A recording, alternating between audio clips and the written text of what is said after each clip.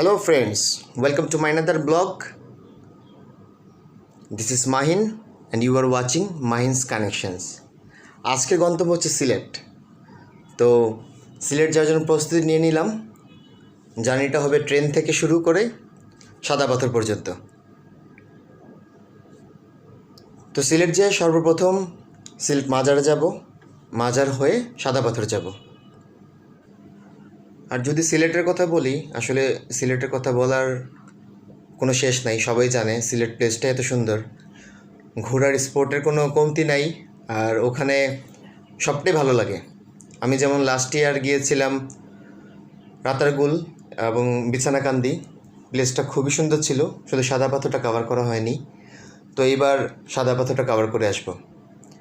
আর যারা আমার চ্যানেলে নতুন, অবশ্যই সাবস্ক্রাইব করতে ভুলবেন না। আর যদি ভিডিও ভালো লাগে একটা লাইক দিয়ে যাবেন।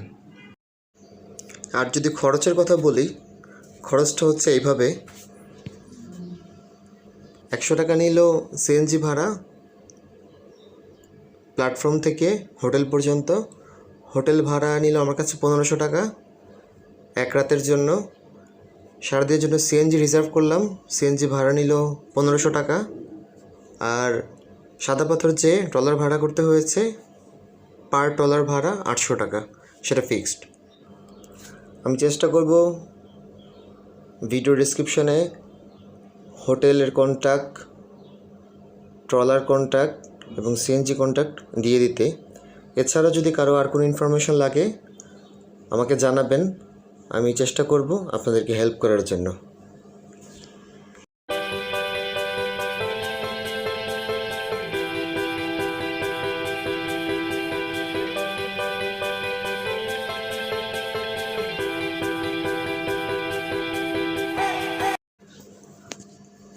সাড়ে 5টায় ট্রেন আসার কথা ছিল, ট্রেন এসে নামাই দিল 4:30টায়। এই অন্ধকারের মধ্যে কি করব, কই যাব? হোটেল বলে রাখছি 5টায়। এখন দেখি কোনো একটা ব্যবস্থা করা যায় নাকি। বাইরে বের হয়ে একটা সিএনজি ঠিক করতে হবে, সিএনজি ঠিক করে হোটেলে যেতে হবে। ইতিমধ্যে আমি কল করে হোটেলের সব স্টাফকে অলরেডি উঠাই দিছি, আমি চলে আসছি, সবাই ওঠেন। জানি না কি হবে, দেখতে থাকেন।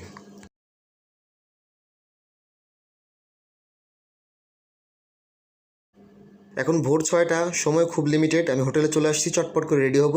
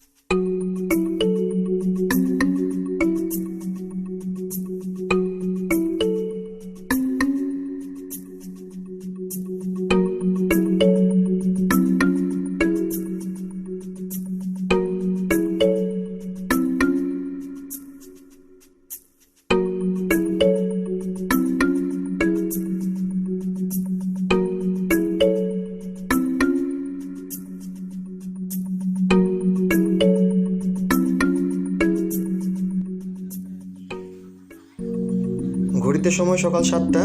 পানসি রেস্টুরেন্টে চলে আসলাম নাস্তা করার জন্য। নাস্তাটা করে রওনা দিয়ে দিব মাজারের উদ্দেশ্যে, কারণ সিএনজিকে বলেছি মাজারে বেশি সময় থাকবো না, সাদা পাথরে যাতে অনেকটুকু সময় কাটানো যায় আপনি ওইভাবে প্ল্যান করবেন। সো সে সকাল 7টা বাজে নিয়ে আসছে নাস্তা খাওয়াতে। জাস্ট ওয়াও, কি বলবো, এত টেস্টি নাস্তা আমি মনে হয় জীবনেও খাইনি। সময় খুব কম, তাড়াতাড়ি নাস্তা খেতে হবে, নাস্তা খেয়ে রওনা দিতে হবে। দেখতে থাকুন।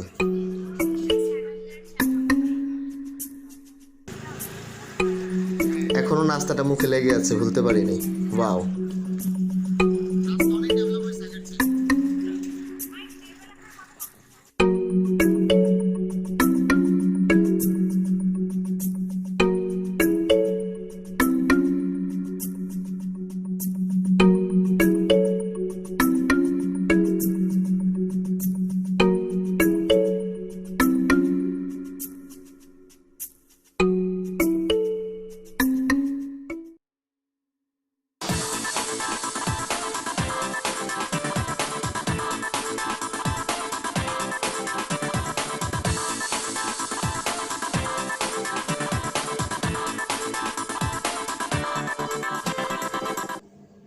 তো চলে আসলাম হজরত শাহজালাল মাজারে কিছু সময়টা থেকে তারপরে সাদা পাথর উদ্দেশ্যে রওনা দেব।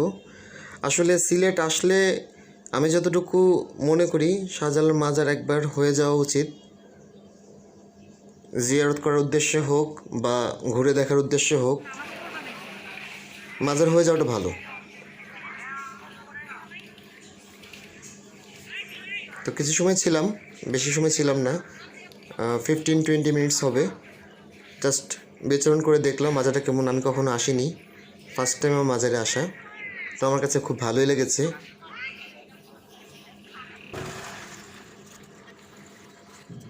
সো এবারের গন্তব্য চা বাগান।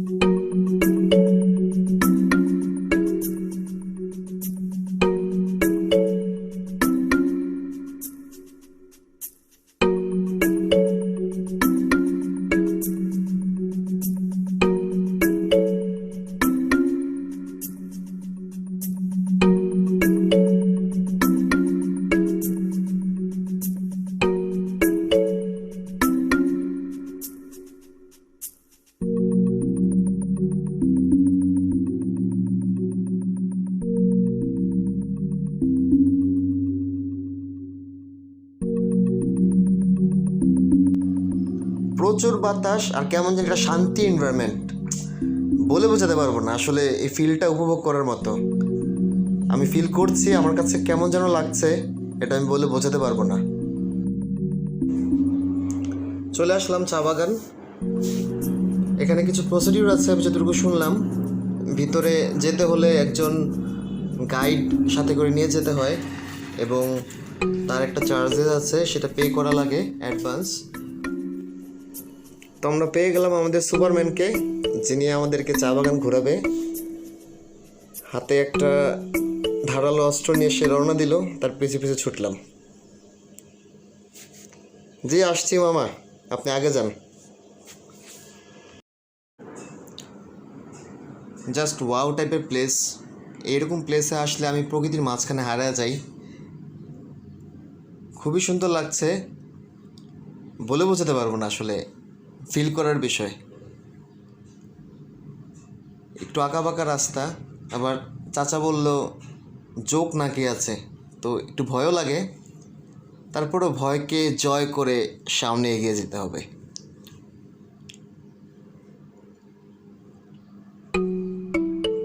ওয়াও, চা বাগান বিশাল বড়।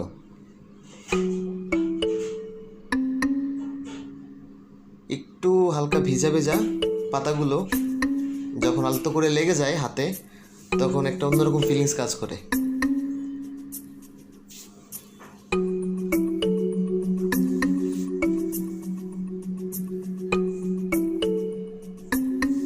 আমি খুব এনজয় করছি, খুব।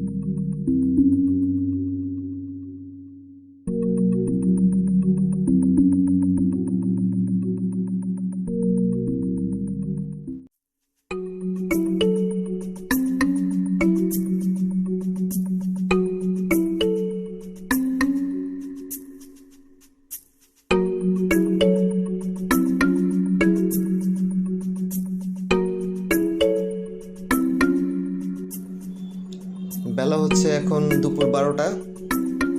অনেক সময় কাটিয়ে ফেললাম চা বাগানে, আর বেশি থাকা যাবে না, কারণ প্রধান আকর্ষণ সাদা পাথর তো রয়ে আছে। এখনকার মতো চা বাগান বিদায়, আবার দেখা হবে কোনো একদিন। ভ্রমণকালে এই রাস্তা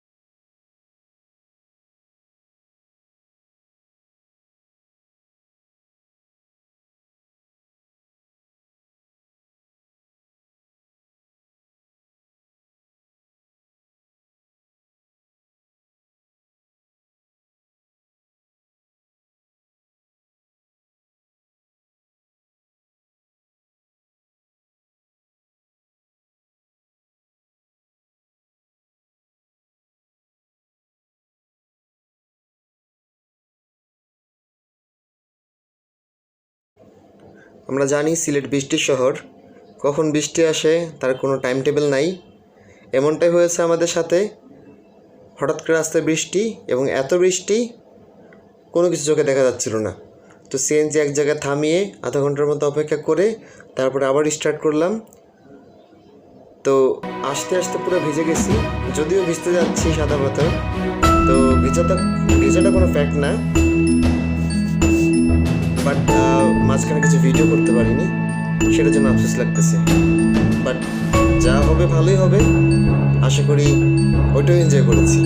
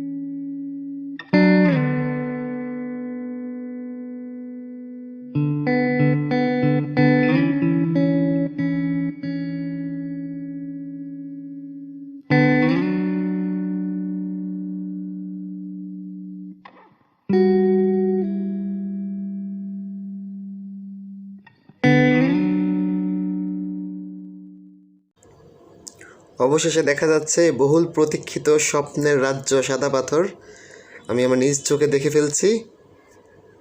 আমার এই খুশি আত্মপ্রকাশ করার কোনো ভাষা নেই, আমি বলে বোঝাতে পারবো না।